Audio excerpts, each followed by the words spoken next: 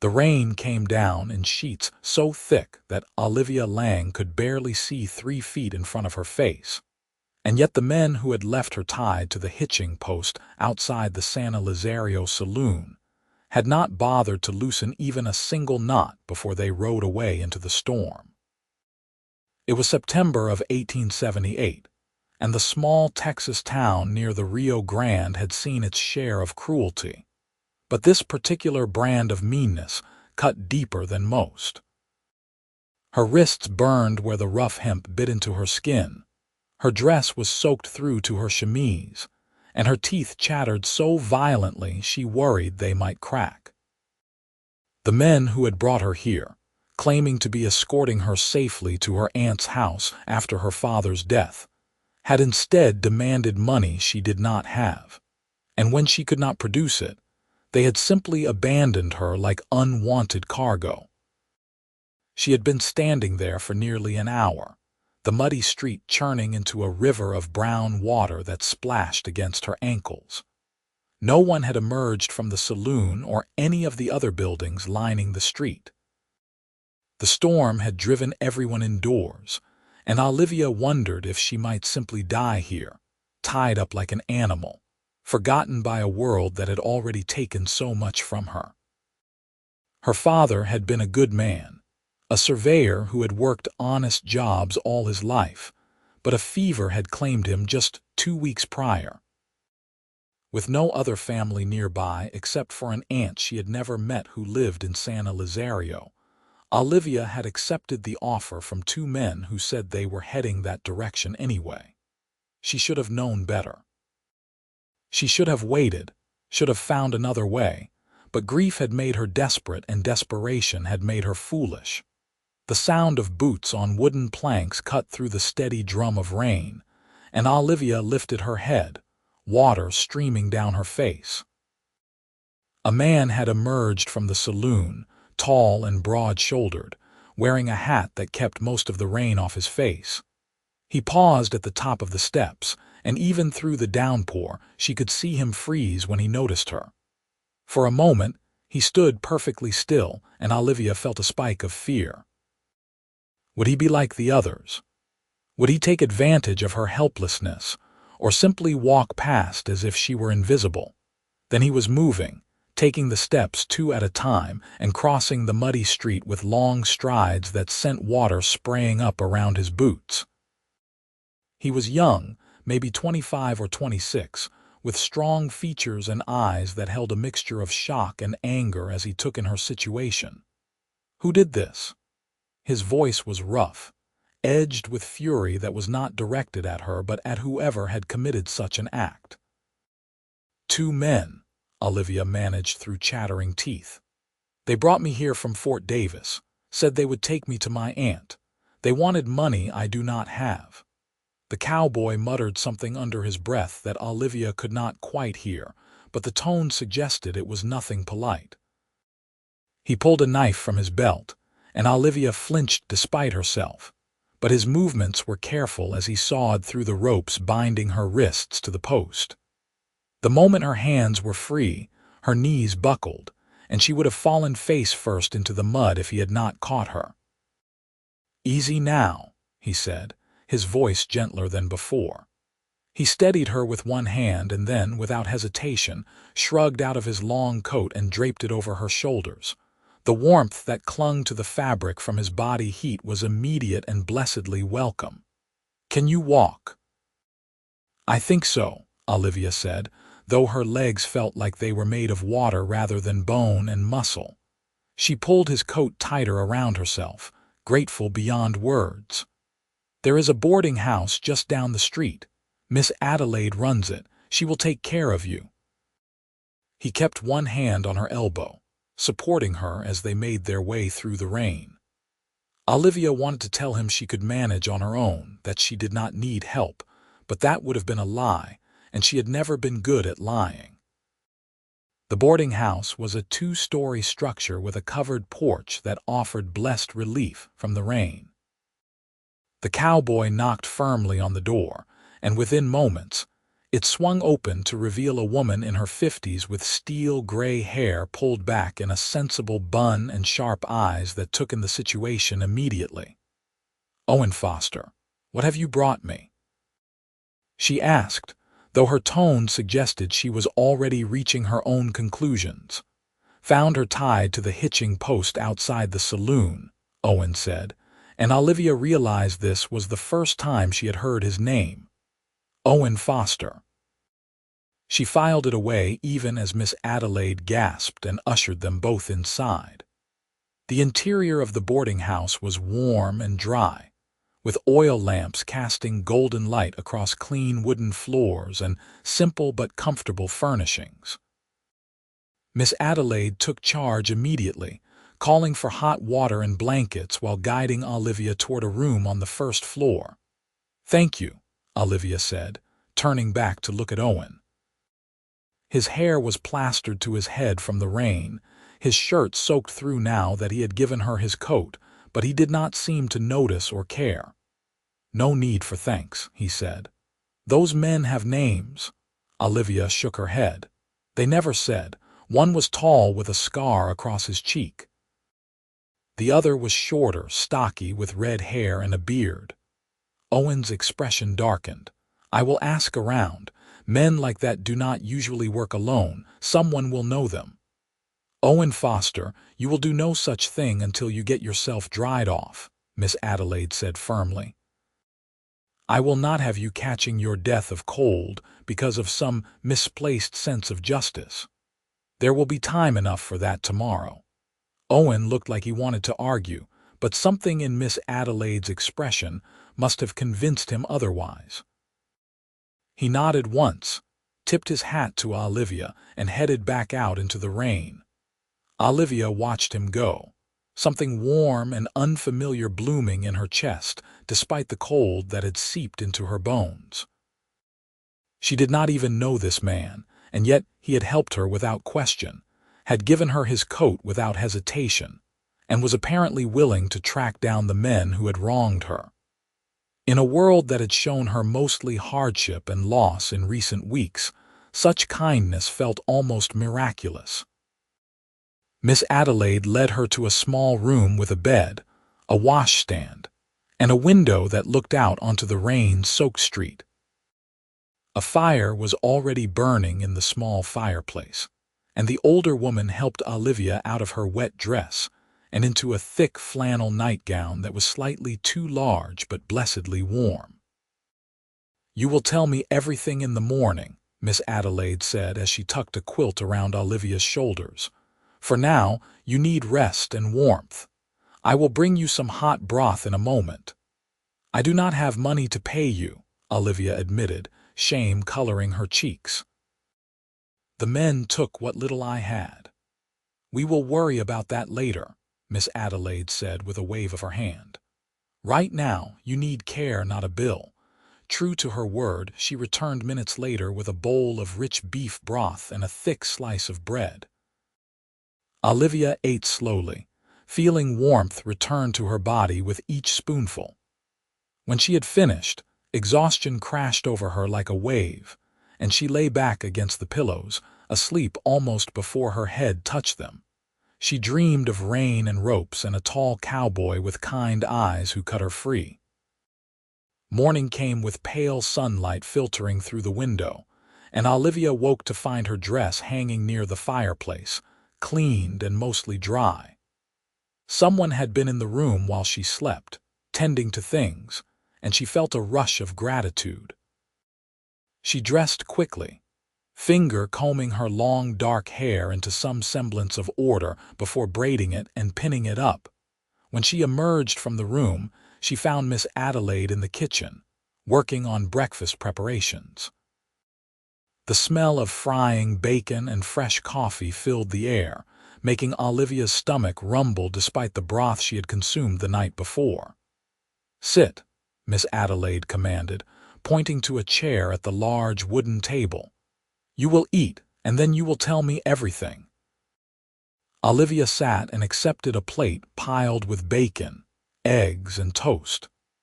As she ate, she told Miss Adelaide everything, starting with her father's death in Fort Davis, her need to reach her aunt in San Elizario, the two men who had offered to escort her, and their betrayal. Miss Adelaide listened without interruption, her expression growing grimmer with each detail. "Your aunt would be Beatrice Lang," Miss Adelaide said when Olivia had finished. "She lives about a mile outside of town, runs a small ranch with the help of a few hands. Good woman. I am surprised she did not come to Fort Davis for your father's funeral." "I sent a telegram, but I do not know if she received it," Olivia said. "Father always said she and he had a falling out years ago. They had not spoken in a long time." "Family troubles," Miss Adelaide said with a knowing nod. "Well, that explains some things. We will get word to her today that you are here. In the meantime, you will stay here as long as you need. We can work out payment later, perhaps some help around the boarding house in exchange for room and board." "I would be grateful for that," Olivia said, relief washing through her. She had been terrified of being completely alone and without resources. The front door opened, and Owen Foster stepped inside, his hat in his hands. He looked better than he had the night before, dry and rested, though there was still a tension in his shoulders that suggested he had not forgotten about the men who had abandoned Olivia. "Miss Adelaide, Miss Lang," he said, nodding to each of them in turn. "I wanted to check that you were all right." "Thanks to you," Olivia said, meeting his gaze. In the daylight she could see that his eyes were a warm brown and his hair, now dry, was a dark chestnut color. He had a strong jaw shadowed with stubble and a straight nose that looked like it had been broken at least once. He was handsome in a rugged, unpretentious way that made her heart beat a little faster. "I asked around this morning," Owen said. "The men you described sound like the Garrett brothers. They have been causing trouble up and down the border for the past few months. Small-time criminals mostly, but nasty pieces of work. Sheriff is aware of them but has not caught them doing anything worth arresting them for yet." "Until now," Miss Adelaide said firmly. "What they did to this girl is criminal." "Agreed," Owen said. "I spoke to Sheriff Morrison. He is going to keep an eye out for them. If they are still in the area, he will bring them in." Olivia felt a mixture of gratitude and unease. She wanted justice, but she also did not want to cause trouble or put anyone in danger on her account. "You have already done so much," she said to Owen. "I do not want you to feel obligated to involve yourself further." "It is not about obligation," Owen said, his voice firm but not unkind. "What they did was wrong. Nobody should be treated that way. Besides, I have a sister about your age. If someone did that to her, I would hope a stranger would step in to help." The mention of his sister made Olivia warm to him even more. He was not just a lone cowboy with a sense of justice. He was a brother, someone who understood family and care. "Where is your sister now?" she asked. "Back in Oklahoma with our parents," Owen said. "I came out here a few years ago to work on a ranch, save up some money. I send most of what I earn back to them. Times have been hard and they are getting older. My sister, Emma, she wants to be a teacher. I am trying to help make that possible." "That is very admirable," Olivia said softly. The more she learned about Owen Foster, the more she liked him, and that realization was both thrilling and terrifying. She barely knew him, and yet he had shown her more kindness in one evening than many people had in a lifetime. Owen shifted his weight, looking suddenly uncomfortable under her direct gaze. "I should let you rest," he said. "Just wanted to make sure you were all right." "Wait," Olivia said before she could stop herself. "Your coat. You gave me your coat last night. I should return it." "Keep it for now," Owen said with a small smile. "I have another. You can give it back when you are ready." He left before she could protest further, and Olivia found herself staring at the door long after it had closed behind him. "That is a good man," Miss Adelaide said, and there was something knowing in her tone that made Olivia blush. "I barely know him," Olivia protested. "Sometimes it does not take long to recognize quality," Miss Adelaide said with a shrug. "Now finish your breakfast, we have work to do." The next few days fell into a comfortable rhythm. Olivia helped Miss Adelaide around the boarding house, cleaning rooms, preparing meals, and tending to the handful of guests who were staying there. It was hard work, but it was honest, and it kept her hands and mind occupied. Miss Adelaide sent word to Beatrice Lang about Olivia's arrival, and a reply came back quickly. Beatrice was pleased to know her niece was safe, and invited her to come visit the ranch, though the tone of the letter suggested a certain stiffness that made Olivia wonder about the nature of the falling out between her father and his sister. Owen stopped by the boarding house every day, always with some excuse. He brought news about the Garrett brothers, who had apparently left town before the sheriff could question them. He brought fresh vegetables from the ranch where he worked, insisting Miss Adelaide could make better use of them than the bunkhouse cook. He brought a book he thought Olivia might enjoy, a collection of poetry that had belonged to his mother. Each visit was brief, never more than 10 or 15 minutes, but Olivia found herself looking forward to them with an intensity that surprised her. She had never been one to lose her head over a man. After watching her father struggle alone after her mother's death when Olivia was just a child, she had convinced herself that love was more trouble than it was worth, that independence was safer than vulnerability. But Owen Foster was chipping away at those carefully constructed walls without even seeming to try. It was on the 5th day after her arrival in San Elizario that things shifted. Owen arrived in the late afternoon, just as Olivia was hanging laundry in the yard behind the boarding house. The weather had cleared, and the Texas sun beat down with relentless intensity, turning the damp ground into a patchwork of dry earth and stubborn puddles. "Miss Lang," Owen said, approaching with his hat in his hands as always. "I hope I am not interrupting." "Not at all," Olivia said, pinning a sheet to the line. "What brings you by today?" "I was wondering if you might like to take a walk," Owen said, and there was a hint of nervousness in his voice that she had not heard before. "It is a nice evening, and I thought you might like to see a bit more of San Elizario than just the boarding house." Olivia hesitated, glancing back at the house. Miss Adelaide appeared in the doorway as if summoned, a knowing smile on her face. "Go on," the older woman said. "I can finish the laundry. You have been working hard all week. You deserve a bit of fresh air." With Miss Adelaide's blessing, Olivia felt her reservations fade. She untied her apron, hung it on a peg by the back door, and joined Owen. They walked side by side down the main street, past the saloon where she had been tied up, past the general store and the small church with its whitewashed walls and modest steeple. "San Elizario is not much to look at," Owen said, "but it has good people for the most part. Been here a few years now, and I've come to think of it as home." "It is more than I expected," Olivia admitted. "After everything that happened, I was not sure what to think of this place, but people have been kind." "I am glad to hear that," Owen said. They walked in comfortable silence for a while, the sun painting the sky in shades of orange and pink as it began its descent toward the horizon. Finally, Owen spoke again, his voice quieter than before. "Can I ask you something?" "Of course," Olivia said. "What will you do now?" "Will you stay with your aunt?" It was a question Olivia had been asking herself ever since she arrived. "I do not know," she admitted. "I have never met Beatrice. My father spoke of her sometimes, but always with a sadness in his voice. I think they loved each other, but something came between them.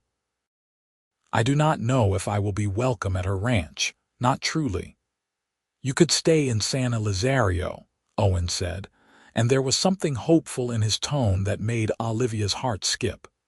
Miss Adelaide seems fond of you, and there is always work for willing hands.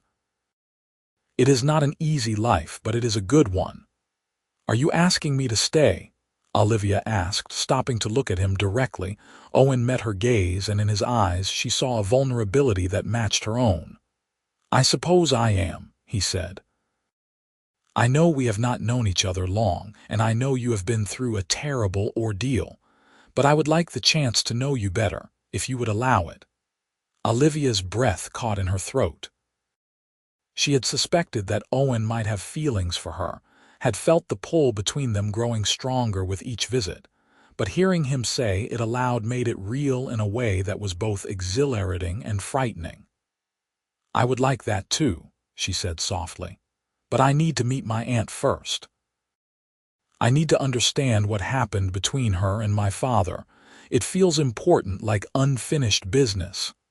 I understand, Owen said, and I will wait, however long it takes. They stood there in the fading light, the air between them charged with possibility, and Olivia felt something shift inside her.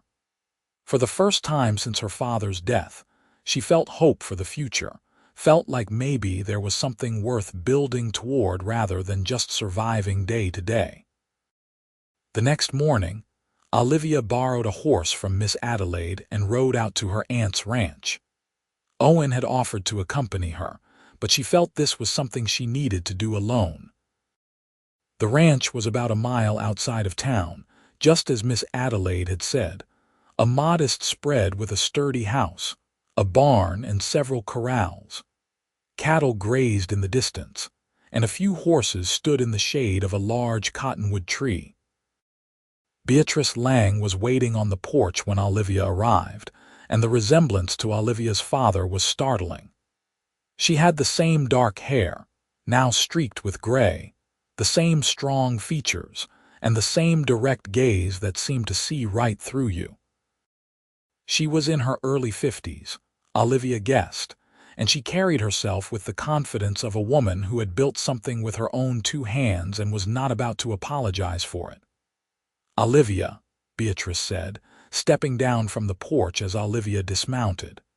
You look so much like your mother. You knew my mother? Olivia asked, surprised. Not well, Beatrice admitted, but I met her a few times before your father and I stopped speaking. She was a lovely woman. I was sorry to hear of her passing all those years ago. They stood there awkwardly for a moment, two strangers connected by blood and history but separated by years of silence. Finally, Beatrice gestured toward the house. Come inside. We have much to talk about.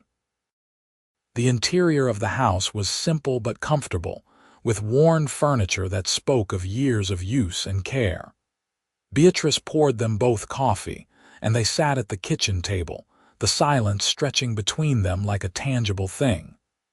Why did you and father stop speaking?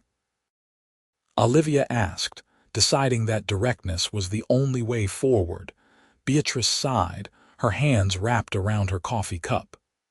It was a long time ago, and the reason seemed foolish now. Your father wanted me to marry a man I did not love, a man he thought would provide security and stability. I refused. I wanted to make my own way, build my own life. He thought I was being stubborn and foolish. I thought he was being controlling and old-fashioned. We both said things we should not have, and pride kept us from reaching out to mend the rift. He spoke of you sometimes, Olivia said, with regret. Beatrice's eyes shimmered with unshed tears. I regretted it too, every day, but I did not know how to bridge that gap, and then I heard he had died and it was too late. It is not too late for us, Olivia said gently. We do not have to repeat their mistakes. Beatrice reached across the table and took Olivia's hand in hers. No, we do not. You are welcome here, Olivia. This ranch, this home, it is as much yours as it is mine. Your father and I may have been estranged, but you are family. Olivia felt tears prick at her eyes. She had been so afraid of this meeting, afraid of rejection or coldness, but instead she had found understanding and acceptance. "Thank you," she whispered. They spent the rest of the morning talking, filling in the gaps of each other's lives. Beatrice told her about the ranch, how she had started with almost nothing and built it into something profitable. She spoke of the challenges, the loneliness, the satisfaction of hard work paying off. Olivia told her about growing up with her father, about his work as a surveyor, about his illness and death, about the journey to San Elizario, and everything that had happened since. When Olivia mentioned Owen Foster, Beatrice's expression grew thoughtful. "I know of him," she said. "Good man, hard worker. He works at the Fletcher Ranch just north of here. They speak well of him." "He saved me," Olivia said simply. "When I was tied to that hitching post, he was the one who cut me free and gave me his coat. He has been nothing but kind since." "And you have feelings for him," Beatrice said. It was not a question. Olivia felt her cheeks warm. "I do. Is that foolish? I have only known him a week." "The heart does not always work on a logical timeline," Beatrice said with a small smile. "Your father and mother knew each other for only 2 weeks before he proposed. They had 30 good years together before she passed. Sometimes you just know." "Did you ever find someone?" Olivia asked. Beatrice shook her head. "I had offers, but no one who made me want to give up my independence. I built this life for myself, and I have been content with it. But I will not lie and say there have not been lonely moments. If you have found someone who makes you happy, someone who treats you well, do not let pride or fear keep you from pursuing it." Olivia left the ranch that afternoon with a promise to return soon, and a feeling of peace that had eluded her for weeks. She had found family, real family, and the knowledge that she was not alone in the world was a comfort beyond measure. When she returned to the boarding house, Owen was waiting on the porch, his hat in his hands and anxiety written across his features. "How did it go?" he asked as she dismounted. "Better than I could have hoped," Olivia said with a genuine smile. "She is wonderful." "Different from my father, but wonderful." Owen's relief was palpable. "I am glad. I was worried for you. Will you walk with me again?" Olivia asked. "I have something I want to tell you." They walked to the edge of town, where the buildings gave way to open desert and the sky stretched endlessly above them. The sun was setting again, painting everything in gold and crimson, and Olivia felt like she was standing on the edge of something momentous. "My aunt told me something today," Olivia said. "She said that sometimes you just know when someone is right for you, that the heart does not always work on a logical timeline." Owen turned to look at her, hope and uncertainty warring in his expression. "Do you believe that?" "I am starting to," Olivia admitted. "Owen, I have not known you long, but you have shown me more kindness and decency than I have any right to expect. You could have walked past me that night. Most people would have. But you did not. You stopped, you helped, you gave me your coat in the rain. And every day since, you have found reasons to check on me to make sure I am all right. That means something. It means everything." "I did not do it expecting anything in return," Owen said quickly. "I did it because it was the right thing to do." "I know," Olivia said. "That is what makes it matter. Owen, I do not know what the future holds. I do not know if I will stay in San Elizario or go live with my aunt or find some other path entirely. But I know that whatever I decide, I would like you to be part of it, if you want that too." Owen closed the distance between them in 2 long strides, his hands gentle as they cupped her face.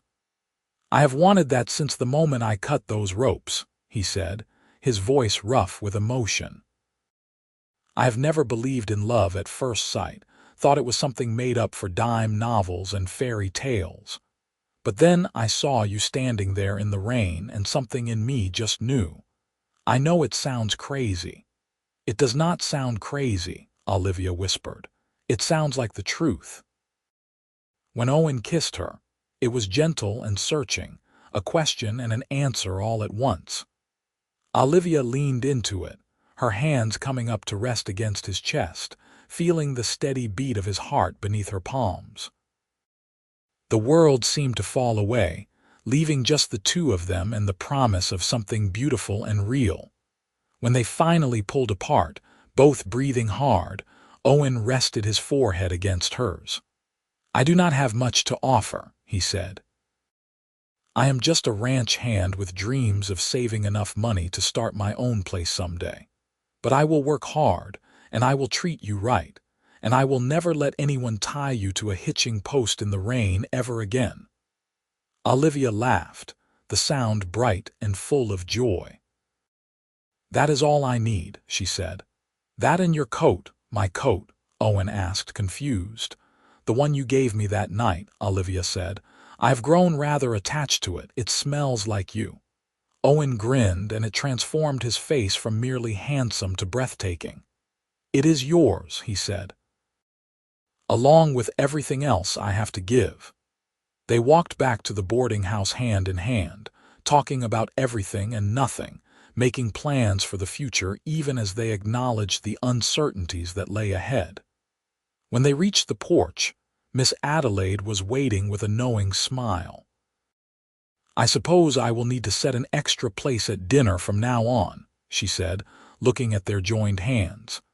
"If that is all right with you," Owen said. "More than all right," Miss Adelaide said. "It is about time some happiness found its way to this boarding house." Over the following weeks, Olivia split her time between helping Miss Adelaide at the boarding house and visiting her aunt at the ranch. Beatrice taught her about managing cattle, about reading the land and the weather, about the 1,000 small skills that kept a ranch running. Olivia discovered she had a knack for it, and more importantly, she enjoyed the work. There was something deeply satisfying about building something tangible, about caring for animals and land and watching them thrive under your attention. Owen was a constant presence, his courtship of Olivia both patient and persistent. He brought her wildflowers he picked on his rides. He taught her to shoot a rifle, insisting that any woman living in Texas needed to know how to defend herself. He introduced her to the people he worked with at the Fletcher Ranch, and they welcomed her with open arms. He told her stories about his family in Oklahoma, about his childhood and his dreams, and in turn, she told him about growing up with her father, about the loneliness of being an only child and the pain of losing the only parent she had ever really known. They talked about practical things too, about what their future might look like. Owen was still saving money, still sending most of his earnings back to his family, but he had started putting a little aside for himself as well, dreaming of the day when he might have his own small ranch. Olivia told him about her aunt's offer to make her a partner in the Lang Ranch, to teach her the business and eventually pass it down to her. "She has no children of her own," Olivia explained one evening as they sat on the porch of the boarding house, watching the stars appear in the darkening sky. "She wants the ranch to stay in the family, but I am not sure it is what I want. I do not want to take something that is not earned." "You would be earning it," Owen said. "From what you have told me, you have been working hard out there. Your aunt would not make the offer if she did not think you deserved it." "Maybe," Olivia said. "But what about us? What about your dreams of having your own place?" Owen was quiet for a long moment, his hand warm around hers. "I have been thinking about that," he said finally. "What if we combined our dreams? What if we built something together? Your aunt's ranch could be a starting point, a foundation. We could work it together, grow it, and maybe eventually expand. It would not be just mine or just yours. It would be ours." The idea took root in Olivia's mind, and the more she thought about it, the more right it felt. "I would like that," she said, "but we would need to talk to Beatrice first, make sure she is comfortable with it." "Of course," Owen said. "I would not want to impose or make assumptions." They talked to Beatrice the following week, riding out to the ranch together on a sunny October morning. Beatrice listened to their proposal with her characteristic directness, asking pointed questions about Owen's experience, his financial situation, and his long-term goals. Owen answered honestly, holding nothing back, and by the end of the conversation, Beatrice was nodding thoughtfully. "I like your honesty, Owen Foster," she said. "And I like the way you look at my niece, like she is the most important thing in the world, that matters more than money or experience. I am willing to bring you on as a partner, with the understanding that you and Olivia will both work to earn your share. This ranch is my life's work, and I will not see it run into the ground. You have my word," Owen said solemnly. "I will work as hard as I need to, and I will honor what you have built here." "Good," Beatrice said. "Then let us talk details." They spent the rest of the day hammering out an agreement. Owen would continue working at the Fletcher Ranch for another 2 months, saving every penny he could. In the meantime, he would spend his evenings and days off working at the Lang Ranch, learning the operation and proving himself. After those 2 months, he would transition to working at the Lang Ranch full-time, with a small salary and a percentage of the profits. If things went well, the partnership would become more formal, with legal paperwork and everything official. It was more than Owen had dared to hope for, and more than Olivia had imagined possible just a few weeks earlier. They left the ranch that evening with their hands clasped together and their hearts full of hope. The 2 months that followed were a whirlwind of work and planning. Owen threw himself into learning everything he could about the Lang Ranch, working alongside Beatrice and Olivia from dawn until dusk, whenever he was not at the Fletcher Ranch.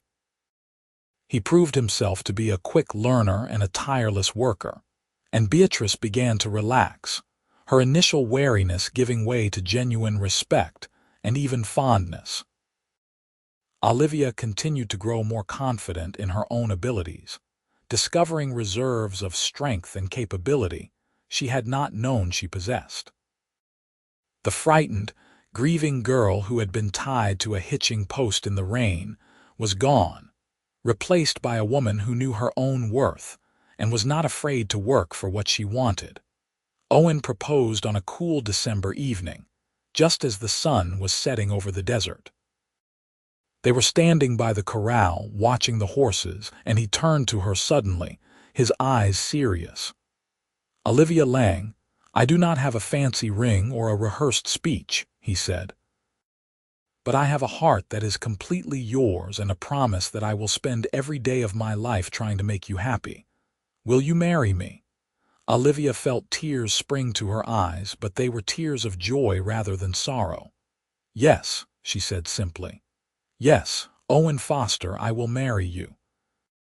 He kissed her then, long and deep and full of promise, and when they finally pulled apart, Beatrice was standing on the porch of the ranch house, a rare smile on her face.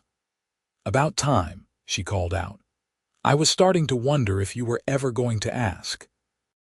They were married in the small church in San Elizario on a bright January day in 1879. Miss Adelaide helped Olivia with her dress, a simple but beautiful gown of cream-colored silk that had belonged to Beatrice when she was younger. Owen wore his best suit, his hair neatly combed and his boots polished to a shine. The church was filled with people from town, friends they had made in the few months since Olivia's arrival. Even the sheriff was there, having finally tracked down the Garrett brothers and seen them face justice for their crimes.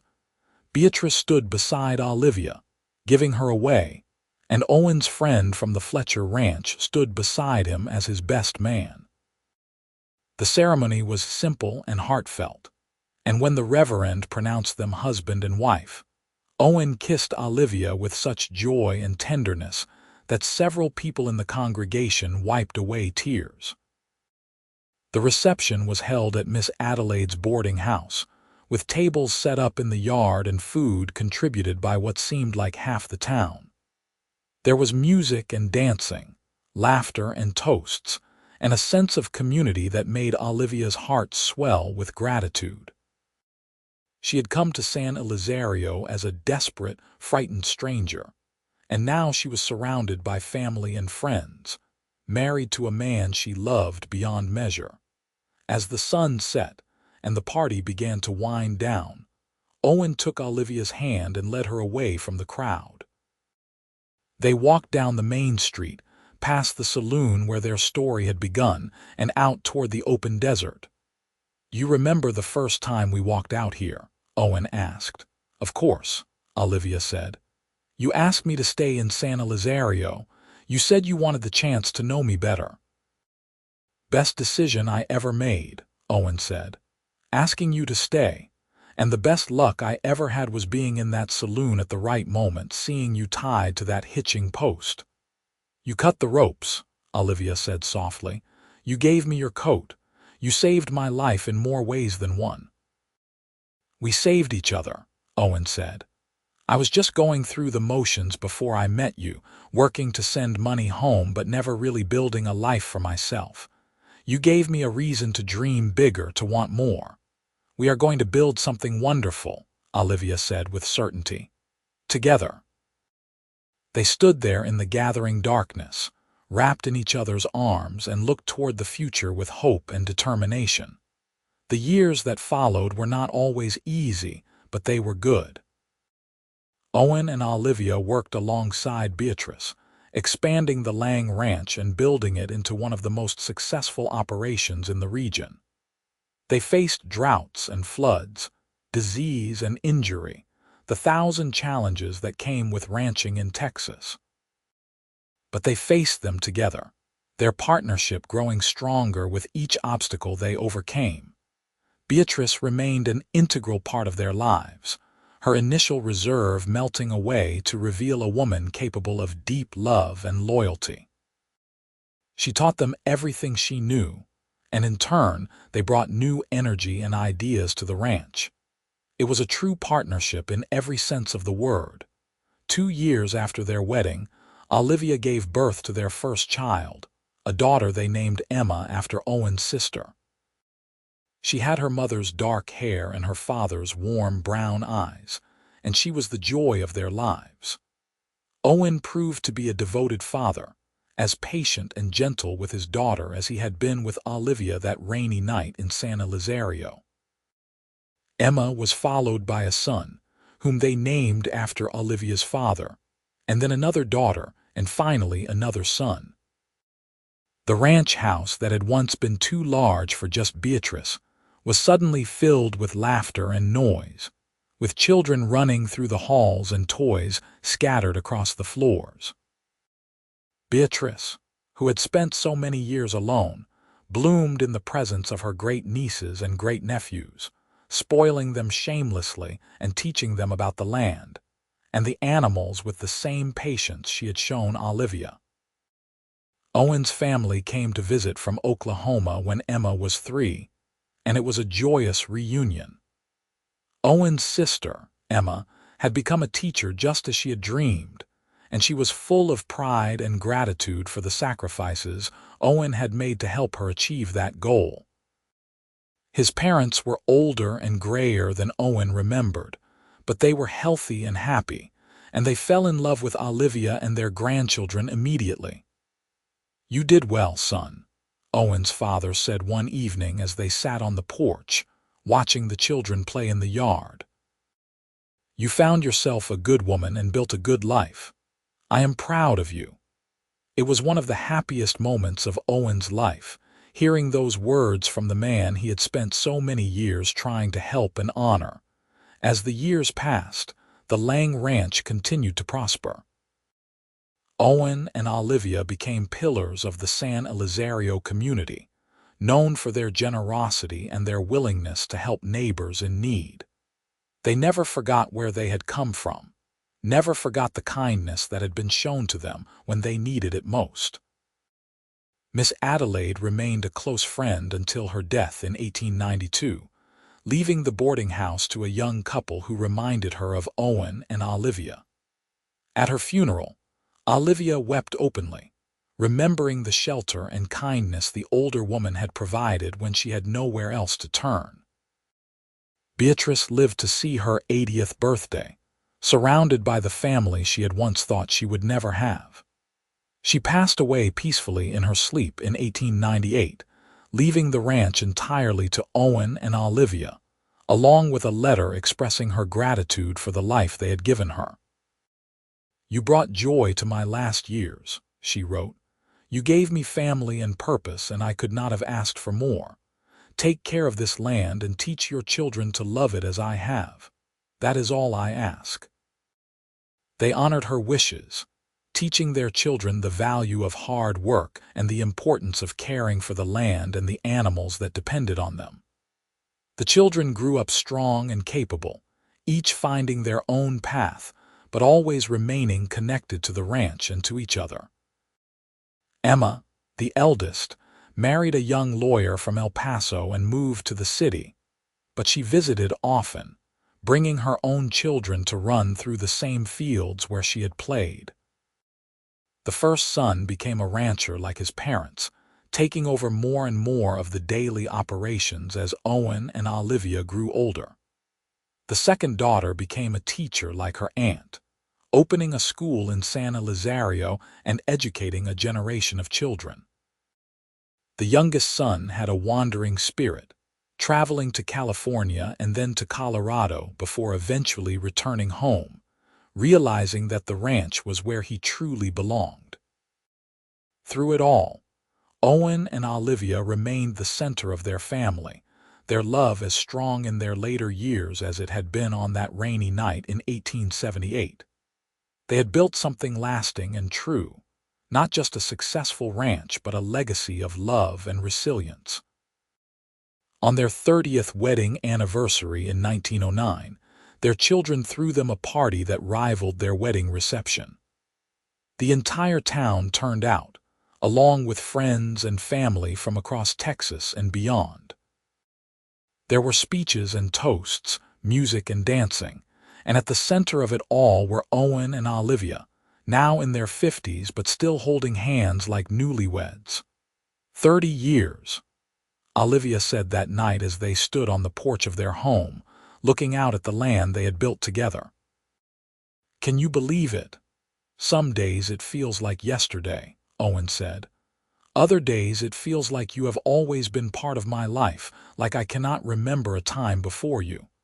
"Do you ever think about that night?" Olivia asked. "The rain, the hitching post, the way everything changed in an instant." "Every day," Owen said.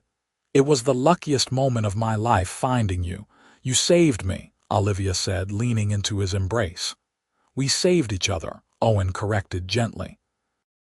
"You gave me a reason to build a life, not just survive day to day. You gave me love and family and purpose. I was the lucky one." They stood there in the starlight, wrapped in each other's arms, grateful for the life they had built and the love that had sustained them through every challenge and triumph. As they grew older, Owen and Olivia gradually handed over more responsibility to their children, but they never fully retired. Owen could still be found checking on the cattle or mending fences, and Olivia still kept the books and made sure everything ran smoothly. They had built the Lang Ranch together, and it would always be part of who they were. They told the story of how they met to their grandchildren, who listened with wide eyes and asked 1,000 questions. Why had the bad men left Grandma tied up? Why was Grandpa the only one who helped? How did they know they were in love? The questions varied, but Owen and Olivia always answered honestly, emphasizing the importance of kindness, the power of choosing to help even when it would be easier to walk away, and the way love could grow from the smallest acts of decency. "Your grandpa gave me his coat in the rain," Olivia would tell them, "and that one simple act of kindness changed everything. Remember that. Small kindnesses can have big consequences." Their golden years were peaceful and full of contentment. They watched their children succeed and their grandchildren grow. They attended weddings and christenings, celebrated holidays and birthdays, and mourned the occasional loss. They grew old together, their hair turning gray and then white, their movements slower but their love as constant as ever. Owen passed away in 1924 at the age of 71, his body finally giving out after a lifetime of hard work. He died peacefully, surrounded by his family with Olivia holding his hand.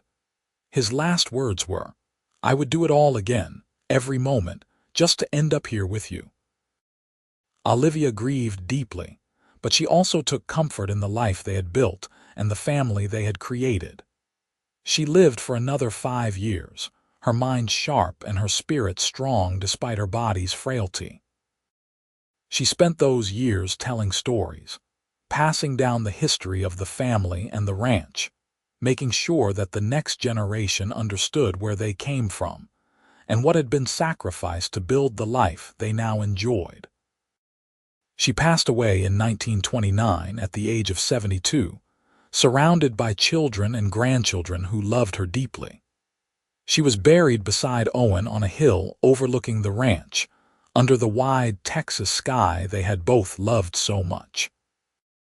At her funeral, the eldest grandson, who had been named Owen in honor of his grandfather, stood to speak.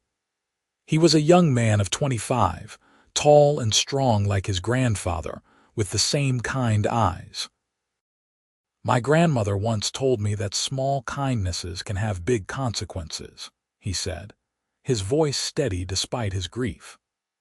"My grandfather proved that on a rainy night in 1878 when he cut the ropes that bound a stranger to a hitching post and gave her his coat.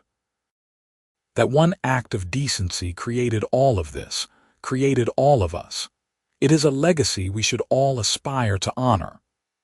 The Lang Ranch continued to thrive under the management of Owen and Olivia's children and grandchildren, a testament to the foundation they had built. The story of the cowboy who cut the ropes and gave his coat became part of family legend, told and retold with each generation, a reminder of how love could bloom from kindness, and how one moment of choosing to help rather than walk away could change everything. In San Elizario, a small plaque was eventually placed near the spot where the old saloon had stood, commemorating the night that had brought Owen Foster and Olivia Lang together. It read simply, "In 1878, a cowboy named Owen Foster chose kindness over indifference, and in doing so, created a legacy of love that endures to this day. May we all have the courage to cut the ropes that bind and offer our coats in the rain." The story of Owen and Olivia became more than just a family tale. It became a reminder to the people of San Elizario, and beyond that, the choices we make in moments of crisis define us, that kindness is never wasted, and that love, when built on a foundation of decency and respect, can withstand anything. Years after both Owen and Olivia had passed, their great-grandchildren would still visit the ranch, now a sprawling operation that bore little resemblance to the modest spread Beatrice Lang had started so many years before.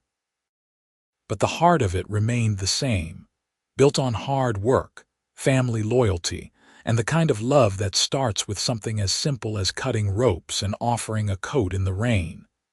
The old coat itself, the one Owen had given Olivia on that fateful night, was preserved carefully by the family. It hung in a place of honor in the ranch house, a tangible reminder of where everything had begun. It was worn and faded, the fabric soft with age, but it represented something timeless, the moment when one person chose to help another, and in doing so, changed the course of both their lives forever. On quiet evenings, when the work was done, and the family gathered on the porch to watch the sun set over the Texas desert, someone would inevitably tell the story again. The details might vary slightly with each telling, embellished here or simplified there, but the heart of it remained true. They left her tied to a hitching post in the rain, The cowboy cut the ropes and gave his coat, and from that simple act of kindness grew a love story that spanned generations. It was a story of resilience in the face of cruelty, of hope emerging from despair, of two people who found each other at exactly the right moment and built something beautiful from the wreckage of their separate pasts. It was a testament to the power of choosing compassion over indifference, of seeing another person suffering and deciding to act rather than walk away. Owen and Olivia Foster had lived full, rich lives, filled with hard work and joy, challenges and triumphs. They had raised children who became good, decent people. They had built a ranch that provided livelihoods for dozens of families over the years. They had been pillars of their community, known for their generosity and their willingness to help anyone in need. But perhaps their greatest legacy was the example they set, proving that the most profound love stories often begin not with grand gestures or dramatic declarations, but with simple acts of human decency. A cowboy who stopped when others walked past. A woman who chose to trust when she had every reason to be wary. A coat offered freely in the rain. Ropes cut with a steady hand and a determined heart. Those were the moments that mattered, the moments that built foundations strong enough to last lifetimes. And so the story endured, passed down through the generations, a reminder that we are all capable of changing someone's life, that kindness is a choice we make every day, and that love, true love, can grow from the smallest seed of compassion and care. Owen Foster had given Olivia Lang his coat on a rainy night in San Elizario, Texas, in 1878, and in return, she had given him a life worth living, a family to cherish, and a love that neither time nor death could diminish. It was, in the end, exactly the kind of story the Wild West needed, a story that proved that even in the hardest, most unforgiving landscape, beauty and tenderness could not only survive but thrive. The cowboy and the woman tied to the hitching post had found each other against all odds, had built something lasting and true, and had left behind a legacy that would inspire their descendants for generations to come. That was the power of choosing kindness. That was the magic of love built on a foundation of decency and respect. That was the enduring legacy of Owen Foster and Olivia Lang, two people who proved that sometimes the best love stories are the ones that begin with something as simple as cutting ropes and offering a coat in the rain.